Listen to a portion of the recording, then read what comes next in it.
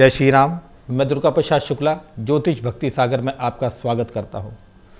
आज मैं सबसे पहले आपको ये बताता हूं, आप उपाय बहुत देखते होंगे, ये उपाय कीजिए, ये उपाय कीजिए, या आप ये उपाय करें, कोई भी काम करें।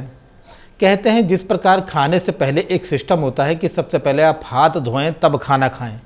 बिना हाथ धोए अगर खाना खाएंगे तो आपको बीमारी लगेगी, हो सकता है रोग भी बढ़ जाए, हो सकता है इन्फेक्शन भी हो जाए, क्योंकि इसमें नाना प्रकार की चीज़ें, क्योंकि आपने हाथ नहीं धोया, जो बैक्टीरिया थे आपके हाथ में, जो चीज़ आपने धोया नहीं और आपने भोजन कर लिया तो आपका दुष्प्रभाव उसको देखना पड़ेगा।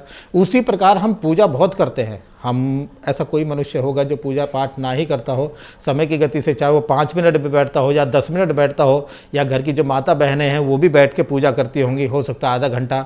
हम एक नियम कर रहे हैं, ये कर रहे हैं, तो पूजा हम जब एक कर रहे हैं दृढ़ संकल्प पे वो काम करते हैं कि ये दृढ़ संकल्प हमारा जो हम कार्य पूजा पाठ कर रहे हैं इसका फल हमें प्राप्त होगा, हमें कुछ फायदा मिलेगा। बिना लाभ के कोई काम नहीं होता। लाभ के लिए तो बैठ रहे हो लेकिन मैंने बताया कि लाभ से किसी भी पूजा पे बैठने से पहले कुछ उसके नियम होते हैं। अगर बच्चा क्लास में जिस प्रकार जाता है पढ़ने के लिए तो उस पर एक नियम लागू होता है, लेकिन घर में आने के बाद नियम लागू नहीं होता। लेकिन जब हम पूजा पाठ पर बैठते हैं तो हम एक उस बालक की तरह ही माने, जो नियम में जब तक नहीं रहेगा जब तक उसको फल कोई प्राप्त नहीं होगा। आप पूजा पाठ करते हैं, बैठते होंगे, हाथ जोड़ा, आपने जो भी कार्य करते हो, किसी को टीका लगाना है, तिलक लगाना है, नहलाना है, धूप बत्ती आरती सब कार्य करते हैं आप। लेकिन सबसे पहले चरण में आज आपको बताऊंगा कि सबसे पहले चरण में जब आप बैठें तो आप क्या करें कि जिससे सबसे पहले जो पूजा पाठ का चाहे छोटा फल या कोई भी फल हो आपको उसका पूर्ण फल प्राप्त हो। सबसे पहले आप कोई आसन लें। आसन इत्यादि पे बिना, वैसे भी भूमि पे बैठ के जो भी कार्य करेंगे आपकी पूजा पाठ सब पाताल में चली जाएगी। यहाँ तक कि मंदिर प्रांगण में भी आप जाते हैं तो वहाँ भी आसन लेके ही, किसी आसन पर बैठ के ही पूजा करने का विधान भी है। ये आपके हित के लिए है।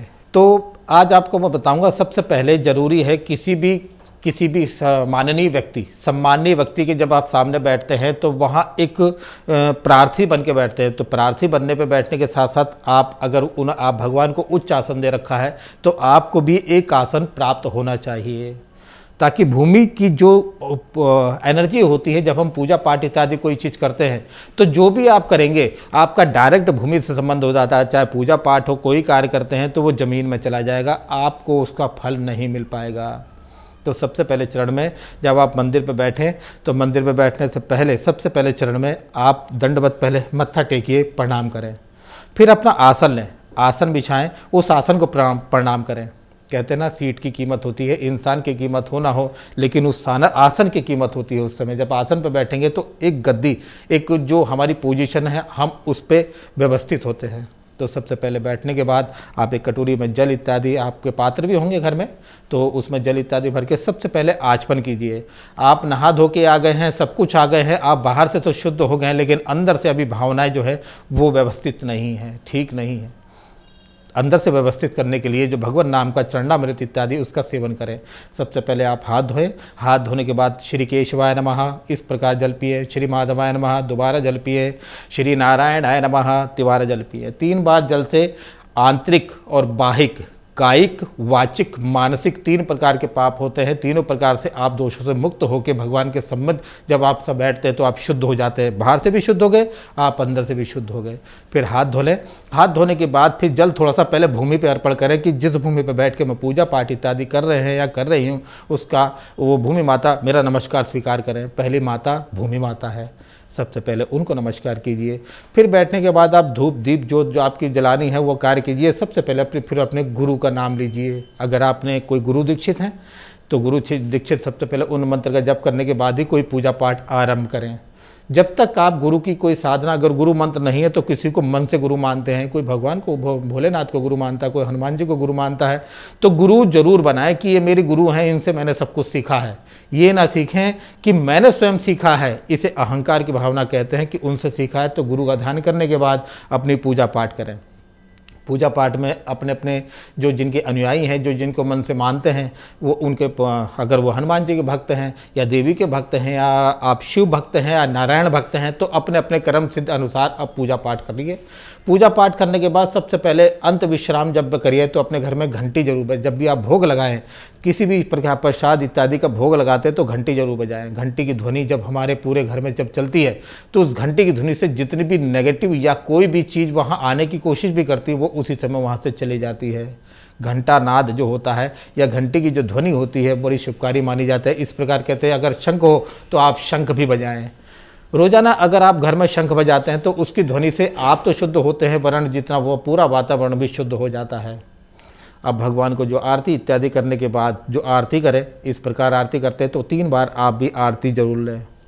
आरती लेने के बाद क्षमा प्रार्थना करें कि जो भी हमसे भूल चूक हुई हो, आज मेरा दिन अच्छा हो या जो भी कार्य करूँ मेरे कार्य सफल हों, सदा आपकी कृपा दृष्टि मेरे पे बनी रहे।